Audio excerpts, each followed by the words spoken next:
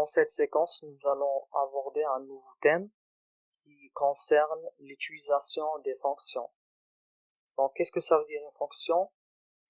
Une fonction est une formule prédéfinie qui a les propriétés suivantes. Elle possède un nom, comme exemple somme, moyenne, produit, min, max, etc. Elle appartient à une catégorie. Exemple des fonctions qui appartiennent aux catégories maths et trigonométrie, des fonctions qui appartiennent aux catégories finance et catégories statistiques et ainsi de suite. Elle opère sur des valeurs appelées paramètres ou arguments. Exemple, somme entre parenthèses comme paramètres A1 et A4. Donc somme, c'est le nom de la fonction. A1 et A4, ce sont les paramètres de la fonction ou bien on dit les arguments. Donc c'est la syntaxe d'une fonction. Prenons exemple. Donc la syntaxe d'une fonction, c'est le nom tout d'abord et on met entre parenthèses les paramètres de la fonction. Donc ça dépend. Donc paramètre 1, paramètre 2, paramètre 3, etc. Ils sont séparés par point virgule ou bien par deux points s'il s'agit des cellules qui sont adjacentes. Ça veut dire des cellules qui sont voisines. Nous allons voir tout cela dans des exemples. Donc prenons cet exemple, on a une série de données, des valeurs numériques, et on veut calculer leur somme. Donc la première méthode qu'on utilise, c'est l'utilisation bien la saisie des formules simples. Donc pour calculer la somme de toutes ces valeurs qui commencent à partir de la cellule A1 jusqu'à la cellule D3. Donc on saisit la formule suivante égale A1 plus A2 plus A3 plus B1, etc. Donc la deuxième méthode, c'est l'utilisation d'une fonction. Donc on va écrire, d'abord on veut calculer quoi? La somme.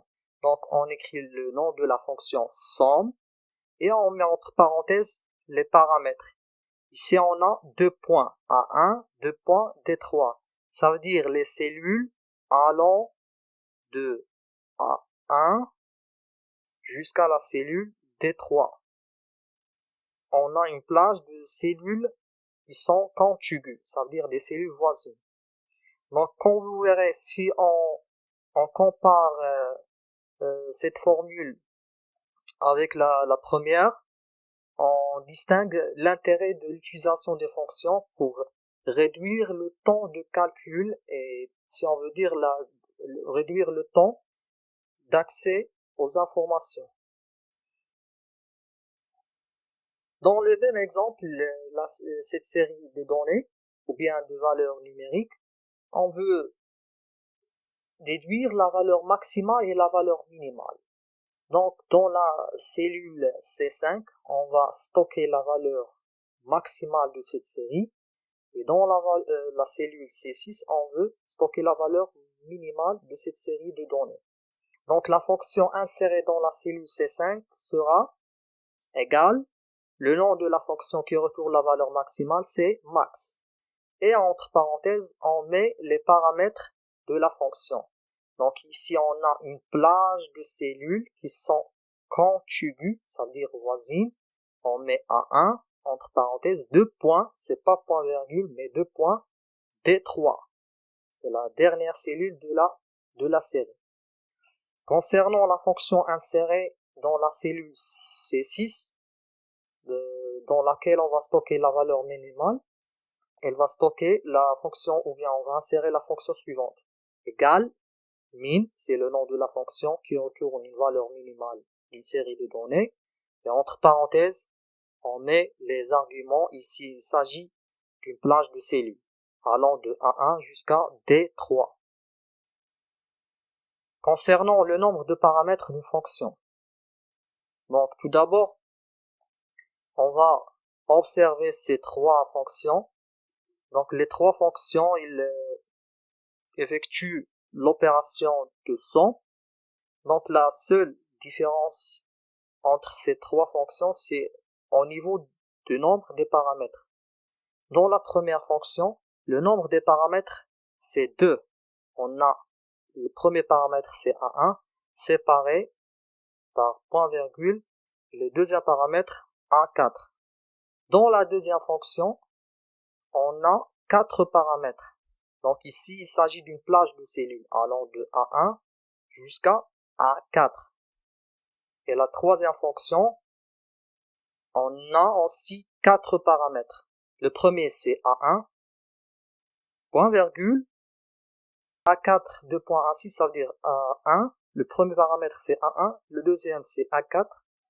Le troisième, c'est A5. Et le dernier, c'est A6. Donc ici, on a 4 paramètres. Donc si on veut obtenir la formule équivalente de ces trois fonctions, donc concernant la première fonction, c'est égal à 1 plus A4.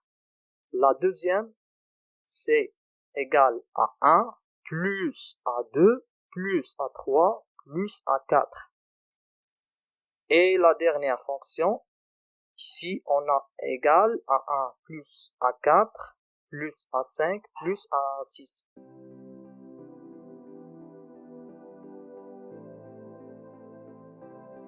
Dans cet exemple, nous allons voir comment insérer des fonctions. On a plusieurs valeurs stockées dans des cellules non voisines et on veut calculer tout d'abord leur somme, la somme des carrés, ça veut dire mettre chaque nombre au carré plus le nombre suivant au carré, ainsi de suite, calculer leur multiplication et leur moyenne.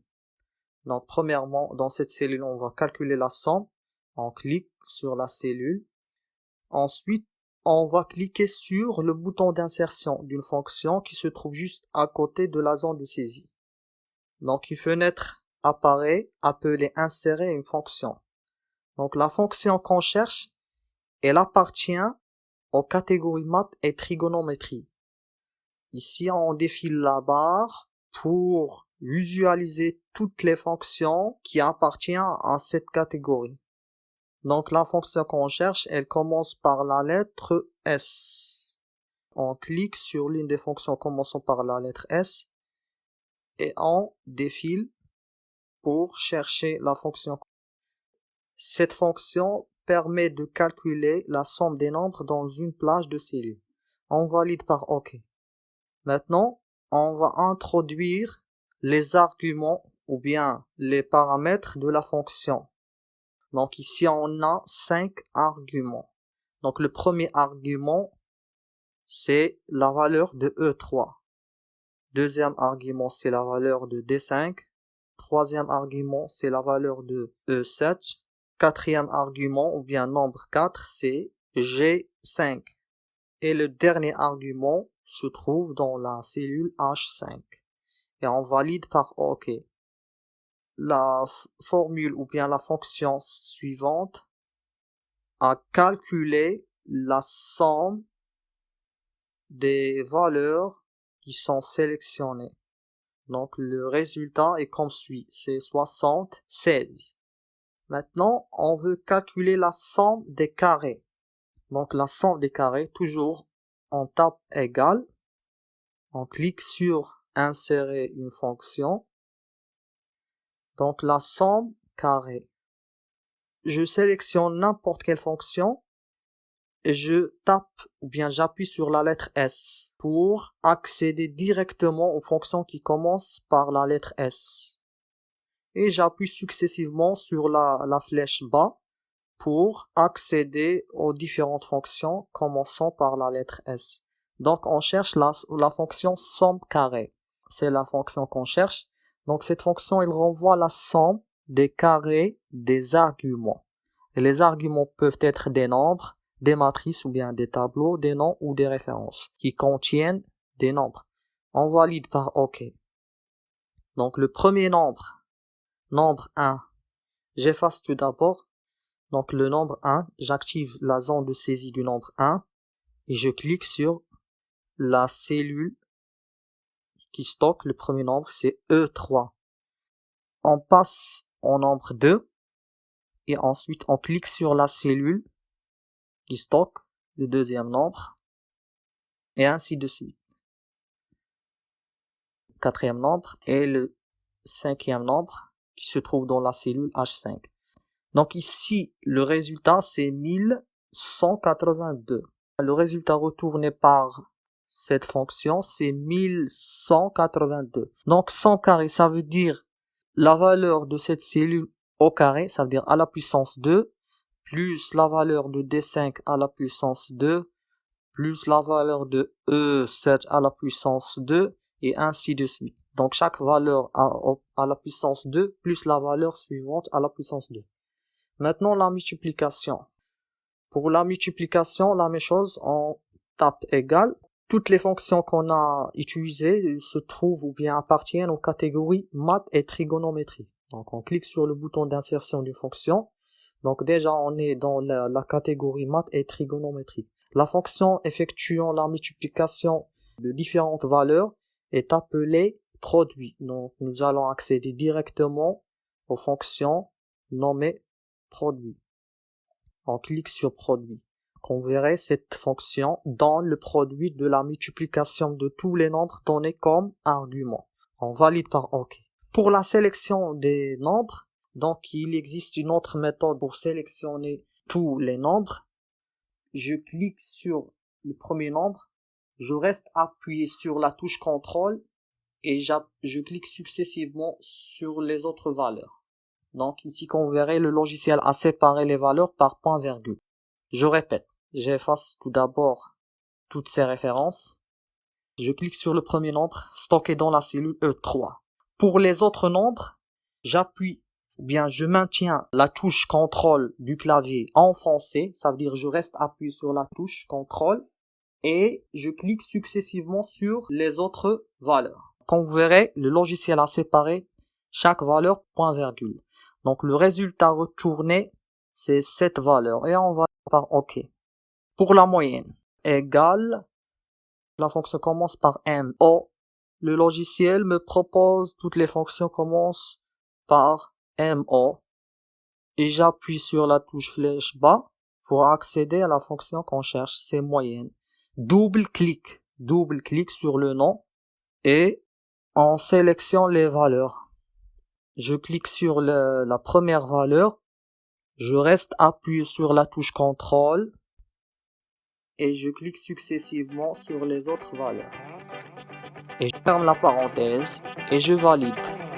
Donc la moyenne de ces valeurs c'est 15,2.